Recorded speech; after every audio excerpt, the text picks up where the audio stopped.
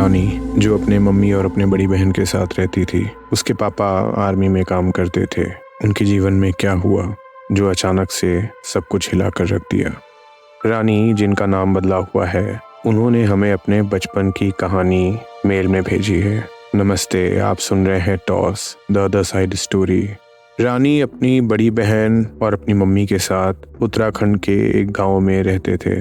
उत्तराखंड, जिसको देवभूमि भी बोला जाता है, वहाँ पे ऐसी कई घटनाएं होती हैं। हर गांव के एक छोटे देवता होते हैं, हर परिवार के कुल देवता भी होते हैं, साथ ही कई प्रकार की डार्क एनर्जीज भी होती हैं। रानी के घर के आसपास 3 छोटे छोटे घर थे। आपस में, जैसा कि गांव में होता है, काफी मिलनसार व्यवहार था। रानी के पापा आर्मी में बॉर्डर पे पोस्टेड थे। वो साल में कुछ दिनों की छुट्टी बनाने आया करते थे। रानी की बड़ी बहन, जिनका उस साल बोर्ड्स था, वो रात देर तक पढ़ा करती थी। एक बार रानी बता रही थी कि उनकी मम्मी किसी जगराते में गई थी, तो अपनी बड़ी बहन के साथ वो सो रही थी। तब तक उनको बाहर से उनकी मम्मी की आवाज़ आई और गेट खटखटाने लगी।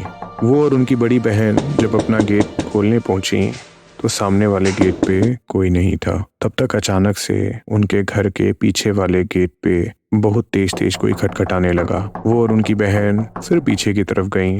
गेट खोला तो कोई नहीं था।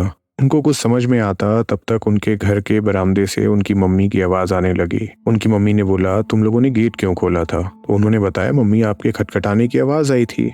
उनकी माँ के साथ उनकी पड़ोसी भी खड़ी थी और उन लोगों ने बोला, नहीं बेटा, हम लोग तुरंत आ रहे हैं। आते ही हम लोगों ने देखा कि घर का फ्रंट का दरवाज़ा खुला है, इसलिए थोड़ा चिंतित होकर तुम लोग को आवाज़ लगाई। तब तक तुम लोग भी घर में चहलकदमी मचा ही रखे थे। रानी की मम्मी और उनके पड़ोस वाली आंटी को लगा शायद बच्चे गेट बंद करना भूल गए थे और उसके चक्कर में वो झूठ बोल रहे हैं। लेकिन रानी का मानना था उस घर में वो उनकी नॉर्मल आखिरी रात थी, क्योंकि उसके बाद जो हुआ वो उन लोगों को कई महीनों तक बेचैन करके रखा रहा। जैसा कि मैंने बताया था, रानी की बड़ी बहन के बोर्ड्स आ चुके थे, तो वो रात में जग के पढ़ा करती थी और रानी अपने मम्मी के साथ सोया करती थी। रानी की उम्र लगभग 7 साल की थी। कई बार रानी और उनकी मम्मी जग जाया करती थी, क्योंकि किचन से बर्तन गिरने की आवाज़ आती थी। वो लोग जब जाते थे तो उनकी बहन उन लोग को या तो अपने बिस्तर पे हेड डाउन करके पढ़ते मिलती थी, या तो उनकी बहन अपने डेस्क पर ही हेड डाउन करके सोई हुई मिलती थी, और या तो वो सो चुकी होती थी। उन लोगों को लगता था क्या पता वो पानी पीने गई हो, या क्या पता किचन से चूहे बर्तन को ढकेल रहे हों। ये हरकत तब और बढ़ गई जब उन लोगों को लगा कि बर्तन काफ़ी बड़े बड़े चावल के कनस्तर या घी की बड़े कनस्तर गिरना शुरू हो गए। तब उन लोगों को थोड़ा थोड़ा डर लगना शुरू हुआ। जैसा कि मैंने बताया था, रानी के पिताजी आर्मी में थे और रानी की मम्मी भी धीरे धीरे ये सब देखकर डरना शुरू हो गई थी। इसलिए उन्होंने अपने माँ को बुला लिया। उनकी माँ पास के ही गांव में रहती थी और बोला जाता था रानी की नानी को किसी प्रकार की शक्ति थी कि वो भांप लेती थी अगर कहीं निगेटिव एनर्जी हो। जब उसकी नानी आके रहना शुरू की तो घर में सब कुछ नॉर्मल होना शुरू हो गया। लेकिन तीसरे दिन से उन लोगों के घर के सामने और पीछे वाले खिड़की पे रात भर खटखट करने की आवाज़ आना शुरू हुई। वो लोग जग जाया करते थे। उन लोगों को समझ में नहीं आ रहा था कि क्या हो रहा है। 2 से 3 दिन बाद उन लोगों ने अपने पड़ोसी से ये बात बताई तो उनके पड़ोसी अंकल ने बोला कि हम लोगों को दिखता है कि आपके खिड़की पे कोई खड़ा है, कभी कभी वहाँ पे परछाई भी दिखती है। तो हम लोग को लगता है कि कुछ चोर ये जान गए हैं कि आपके घर में कोई मेल नहीं रहता, इस नाते वो चोरी करने का कुछ ना कुछ प्रयोजन कर रहे हैं। ये बात उनके नानी को समझ में नहीं आई। उनकी नानी को लग गया चीजें कुछ गड़बड़ है। धीरे धीरे करके ये आवाज़ और तेज होना शुरू हो गई। रात भर खिड़की पे खटखट होता, दरवाजे पे लगता कि कोई तेज तेज हाथ मार रहा है और छत पे कोई लगता कि कोई पत्थर फेंक रहा है। रानी की बड़ी बहन डर के मारे अब अकेले पढ़ना बंद कर चुकी थी। वो इन लोगों के साथ ही रहना शुरू कर दी थी। फिर रानी का कहना था कि हम लोग अपना बेडरूम छोड़ के पूरे घर में लाइट जला के सोना शुरू कर दिए और एक माँ की मूर्ति भी रखना शुरू कर दिए। मेरी नानी की भी तबीयत उस घर में रह के इतनी खराब हो गई कि वो वापस अपने गांव चली गई। मेरी नानी की दूर की एक रिश्तेदार थी जो कि हरिद्वार से आने वाली थी। उन्होंने बोला था मैं उनके साथ ही लौटूंगी। एक दिन रानी ने बताया कि हम जिस कमरे में सोते थे बस उसमें लाइट बंद किया करते थे, पर एक दिन उनको लगा कि सामने वाले हॉल में कोई लंबा कपड़ा पहनकर नाच रहा है। उसकी परछाई हम लोगों के कमरे में भी आ रही थी। मैं अपनी मम्मी से चिपक के सोई थी और किसी तरीके से चद्दर से झांक कर देख रही थी। मैंने अपनी मम्मी को जगाना शुरू किया कोहनी मार के। जब तक मम्मी को कोहनी मार रही थी मम्मी ने मेरे हाथ को तेज से दबाया। मुझे समझ में आ गया कि मम्मी जगी हुई हैं और मम्मी भी ये सब देख रही हैं। अचानक से मेरी नज़र फिर दरवाजे की तरफ गई तो वहाँ एक बहुत बड़ी आकृति, उसका चेहरा नहीं दिख रहा था, पीछे से रोशनी आ रही थी और हाथ पैर फैला के वो हम लोगों को घूरे जा रही थी।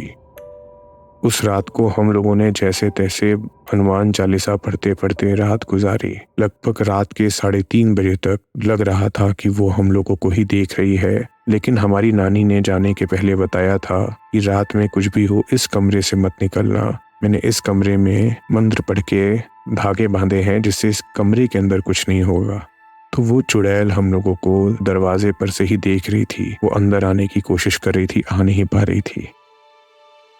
वो रात मैं अभी तक नहीं भूल सकी हूँ। हमारे लाख कहने पर भी हमारे पड़ोसियों को समझ में आ गया था कि हमारे घर पे कुछ हो रहा है। वो कहते थे हमको आपके छत पे कोई दौड़ते हुए दिखाई देता है और आपके खिड़की पे कोई खड़ा होते दिखाई देता है।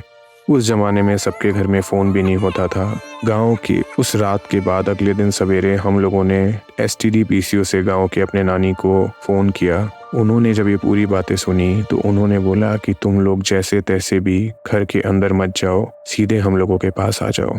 हमारी नानी ने हम लोगों को तुरंत बुलाया और हम लोग को द्वारी माता मंदिर जो कि कंडई में है वहाँ लेकर चली गई। हम लोग जब द्वारी माता के मंदिर गए तो वहाँ पे एक छोटी बच्ची थी। बोला जाता है नवरात्रि के समय वो छोटी बच्ची वहाँ पे कभी कभी आया करती थी और उसके अंदर स्वयं माता आती थी। जब हम लोग मंदिर पे गए तो वो लड़की अचानक से मुझे देखना शुरू कर दी और मुझे इशारे से उसने बुलाया। मैं अपनी मम्मी के और नानी के साथ जा रही थी। मेरी बड़ी बहन थोड़ा पीछे चल रही थी। मैंने अपनी मम्मी के हाथ को तेज से पकड़ा और उन्हें बताया कि मम्मी वो मुझे बुला रही हैं। तो मेरी नानी ने बहुत प्यार से मेरे सर पे हाथ रख के बोला, बेटा वो किसी को बुलाती नहीं है, अगर वो देवी तुम्हें बुला रही है तो चले जाओ। जैसे ही मैं उसके पास गई उसने मेरा चेहरा पकड़ के अपने चेहरे के पास लाया और धीरे से मेरे कान में कहा, ये त्रिशूल तुम्हें दे रही हूँ, तुम लोग की जो दिक्कत है वो आज के बाद कभी नहीं रहेगी। मैं चाह रही थी तुम्हें अपने पास बुलाऊं। अब से मैं तुम्हारे सपने में आऊंगी और तुम्हें आने वाली किसी भी विपदा से बचाऊंगी। फिर उन्होंने उसके हाथ में एक छोटा सा त्रिशूल रखा। रानी का कहना था जैसे ही उन्होंने अपने हाथ में त्रिशूल पकड़ा उसके शरीर के अंदर एक विचित्र प्रकार का तरंग दौड़ गया था। उसको लगा कि उसके शरीर में असीमित शक्ति आ गई है। वो वहां से दृढ़ता से खड़ी हुई। उसे उस समय कोई डर नहीं लगा और उसने अपनी मम्मी का हाथ पकड़ा और बोला, मम्मी चलिए दर्शन कर लिया जाए, अब घर जाने की बारी है। रानी की मम्मी ने अपनी माँ की तरफ देखा तो उनकी माँ ने भी सर हिला के बोला, बेटा जो कह रही है वो करना ही है। मुझे भी रानी की ही उम्र में एक लड़की ने ऐसा किया था। रानी उसके बाद अपनी मम्मी और अपनी बहन के साथ अपने घर पे जाती हैं और वहाँ पे विधि विधान के साथ अपने पूजा वाले कमरे में उस त्रिशूल को रखती हैं। रानी का कहना था उस दिन के बाद उनके घर में ये चीज़ होना बंद हो गया। उस दिन के बाद से रानी को एक दूसरी प्रकार की शक्ति मिल गई। रानी अब अपने सपनों में भविष्य देख लिया करती थी और उनको किसी भी प्रकार की विपदा का पहले से आभास हो जाता था और कोई भी मरी हुई आत्मा को रानी बुला के बात भी कर सकती थी। हमारे चैनल को देखकर रानी ने एनोनिमस रहने के शर्त पर हमें ये सब मेल पे लिखा है। अब उनका ऐसे ही प्रकार के पीड़ा में रहने वाले लोगों को सेवा करना ही उनके जीवन का उद्देश्य बन गया है। यहाँ तक सुनने के लिए धन्यवाद। आप सुन रहे थे toss the other side story. हमें सब्सक्राइब करें, आपके सब्सक्रिप्शन से हमें हौसला मिलता है। हम Spotify पे भी हैं, उसका लिंक डिस्क्रिप्शन में दिया गया है। नमस्ते।